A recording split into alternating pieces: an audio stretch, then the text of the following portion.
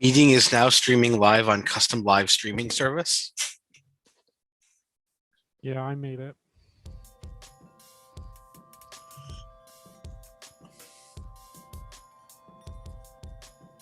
All right, I got this. What's custom live streaming service? So a custom live streaming service will stream to a specific YouTube event URL as opposed to only streaming to your YouTube channel in general. So you can schedule the YouTube event, and then after you schedule the YouTube event, it'll go. Otherwise, it doesn't enable folks to sort of subscribe or be alerted and that sort of thing. Got it. I know you work for TED now. I was like, you didn't write your own streaming service for this, did you? Maybe we should. I had a whole bunch of ideas being brainstormed about custom things we can or should build to maximize the Code for Boston experience from beginning to end. I love maximizing things. Are you a min-maxer? Did you see that they're doing this? Someone's putting on this some sort of civic tech video thing. They wrote a book or something called "Don't Build It." No. Yeah. It's just like "Don't Build It," a guide to civic tech. Why don't they want to build it? Well, I mean, we're always telling people not to build things. Oh boy. Yeah, I guess that's fair.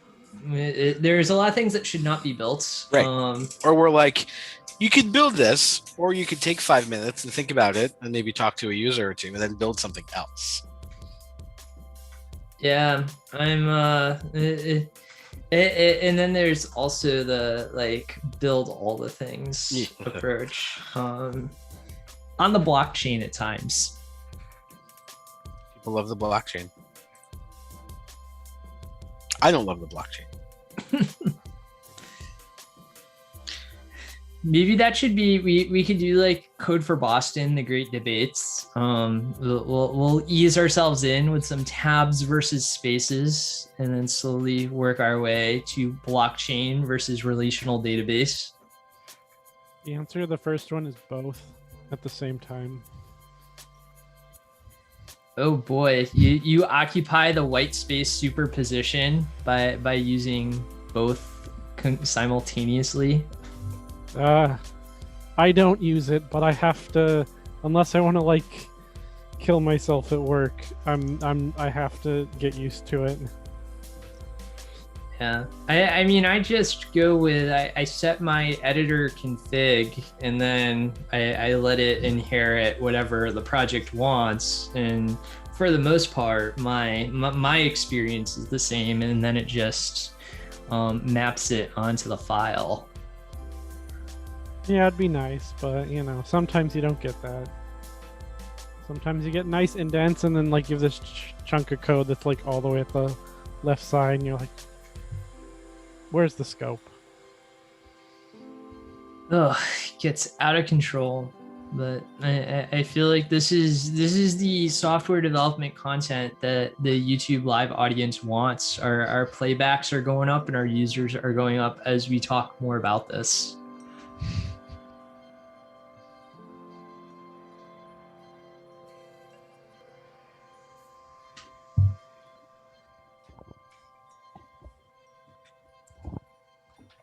All right. Good evening, everyone, and welcome to Code for Boston. My name is Matt, and I am on the leadership team here at Code for Boston, along with we have Harlan and we have Alex. We might have Thad in the room as well, and potentially Brian. If you have any questions, need help with anything, feel free to ask one of us, and we will be more than happy to help you out. The way this is going to work is we're going to have some announcements. You'll get some updates on what's happening in the world of Code for Boston. After that, the project folks will give updates on their individual projects and what they've been working on it over the past week. And then finally, new folks will stay with Alex and I, and we will give you new member orientation, and everyone else can go work on their projects. So with that, I will go ahead and get started. Make sure first and foremost to follow our code of conduct. It's available on our website. If for some reason you feel like someone isn't respecting you, if you feel like this isn't, it's quite something's not going right, talk to one of us on leadership. We are empowered to enforce this, and we'll take care of it for you. Next, want to encourage folks to connect with us. We are on a variety of social media channels, YouTube, where some of you are watching right now, Facebook, Twitter, Instagram. So you can go ahead and click those links and follow them. That is how folks find out about Code for Boston, and is a great way to spread the word about the great work that you are doing. If you are on a project or in a project team, please join the Suggest a Tweet channel if you have content that you want to share into our social media, and then we can start populating it with more things than just Matt letting folks know when the next hack night is. And of course, we have our weekly email newsletter with things like jobs. On top of that, now is a good time to get used to RSVPing on meetup.com. If you want to think about meeting with us in person, we're in the process of figuring out what hybrid meetups are going to look like.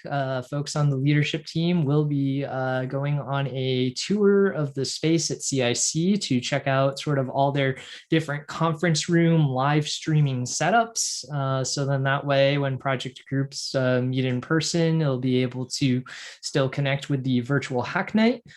So we'll have more information on that probably in the next week or so after we meet on Friday. But until then, if you RSVP on Meetup, it will boost us in the Meetup algorithm, and then eventually will be used again for the list to let folks into the CIC. Zoom, I keep the latest link on this bookmark. So if you just bookmark this, it will always redirect you to the right space. And then Slack is where our community happens. So get your invitation if you're not on it already. Slack.codeforboston.org. Just enter your email, and then you'll be able to join us. We are a nonprofit, so you can donate to us on the Code for America website. You just have to select Code for America from the drop-down box, and then from there, you can make your donation.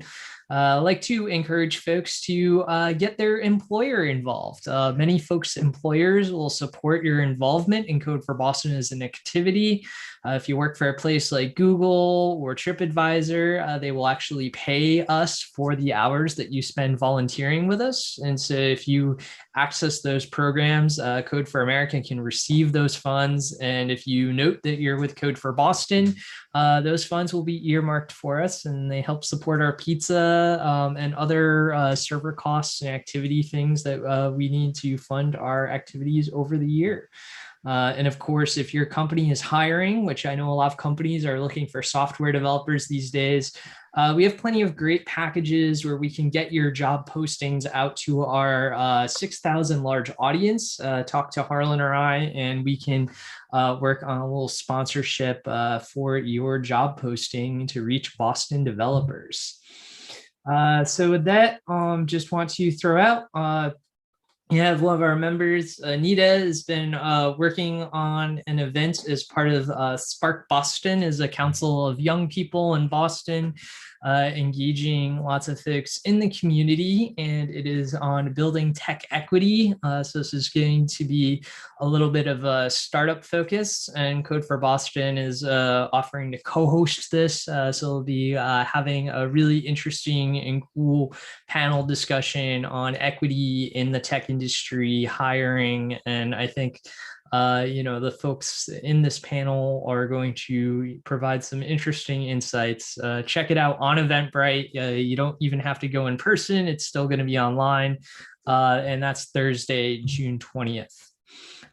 With that, next we'll do project updates. And so we'll start with the Good Governance Project Advocacy Map.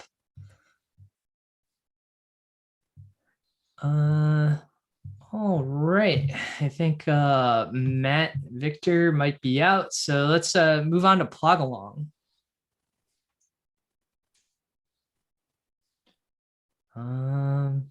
All right. Also, no one from Plog Along. Anyone from Clean Slate? There is. Clean Slate is going to be working on the kind of loose wireframe we've put together for asking about cases for adult stealing. We're working on the UX and the content presentation and kind of what that flow looks like right now. And Data may be working on researching the issues we have left in GitHub before we can get more data from Middlesex or discuss some other data options from the folks at Paper Prisons. Thanks. Awesome. Thanks, Michelle. Next is Windfall Awareness. Any from Windfall? All right. Thad said he was going to be either late or out or something tonight. Okay. All right. Next, Police Data Trust. Yep, I'm here. Yep, continuing to kind of build out the APIs and things like that. So work is still ongoing there. Awesome. Thanks, Daryl. And then last but not least, Mattapan Mapping.